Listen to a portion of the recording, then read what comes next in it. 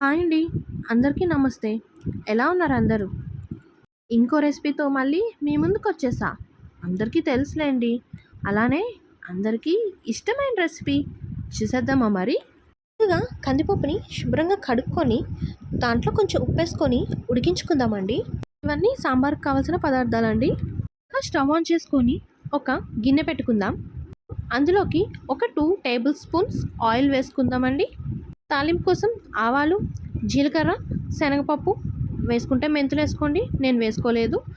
5 వెల్లుల్లిపాయలు వేసుకున్నా. వెల్లుల్లిపాయలు కొంచెం వేగాక ఇందులోకి 4 ఎండుమిర్చి తుంచుకొని వేసుకోండి.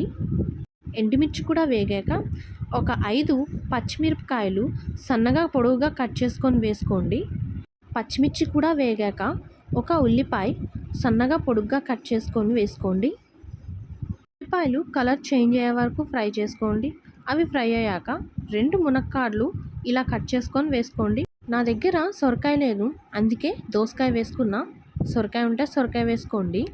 ఇంకా మిగిలిన వంకాయ, క్యారెట్ కూడా వేసేసుకుందాం. బాగా కలుపుకుందాం. తొందరగా మగ్గడం కోసం ఒక స్పూన్ సాల్ట్ వేసుకుందాం. ఒకసారి మూత పెట్టి ఈ వెజిటేబుల్స్ అన్నీ మగ్గించుకుందాం.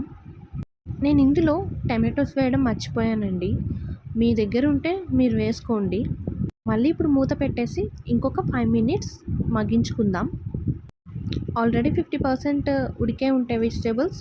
ఇప్పుడు ఇందులోకి కొంచెం పసుపు వేసుకుందాం. ఇప్పుడు ఇందులోకి చింతపండు రసం యాడ్ చేసుకుందాం. ఇది నేను చెప్పడం మర్చిపోయా. ఇక్కడ ఒక పెద్ద నిమ్మకాయ సైజ్ అంతా చింతపండు నేను తీసుకున్నాను. మీ పులుపుకి తగ్గట్టు తీసుకోండి. సాంబార్లో కొంచెం పులుపు ఉంటే బాగుంటుంది. చింతపండు యాడ్ చేశాక మూత పెట్టుకొని హై ఫ్లేమ్లో పెట్టుకొని ఒక 5 నిమిషాలు మరిగించండి. అది బాగా మరిగాక అందులోకి చింతపండు రసం ఏ కప్పుతో తీసుకున్నారో అదే కప్పుతో 2 కప్పుల వరకు వాటర్ యాడ్ చేసుకోండి. చింతపండు రసం మరీ చిక్కగా బాగోదు, అలా అని మరీ పల్చగా బాగోదు. ఇలా ఉంటుంది వీళ్ళతో నా పరిస్థితి. వాటర్ యాడ్ చేసుకున్నాక ఇందులోకి కొంచెం సాల్ట్, అలానే కొంచెం కారం యాడ్ చేసుకోండి. పచ్చిమిర్చి, ఎండుమిర్చి 2 యాడ్ చేసాం కాబట్టి కారం చూసుకొని వేసుకోండి. ఇలా మరిగినాక ముందుగా ఉడికించి పక్కకు పెట్టుకున్న పప్పుని యాడ్ చేసేసుకోండి. పప్పు వేసాక ఒక 2 మినిట్స్ బాగా కలుపుకోండి. పప్పు అంతా బాగా కలుస్తుంది.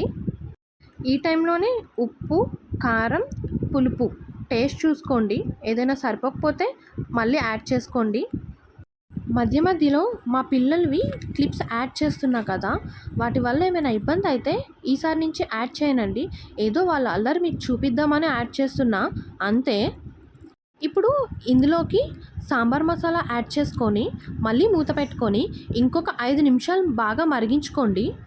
కొత్తిమీర ఉంటే సన్నగా కట్ చేసుకొని యాడ్ చేసుకోండి. నా దగ్గర లేదు.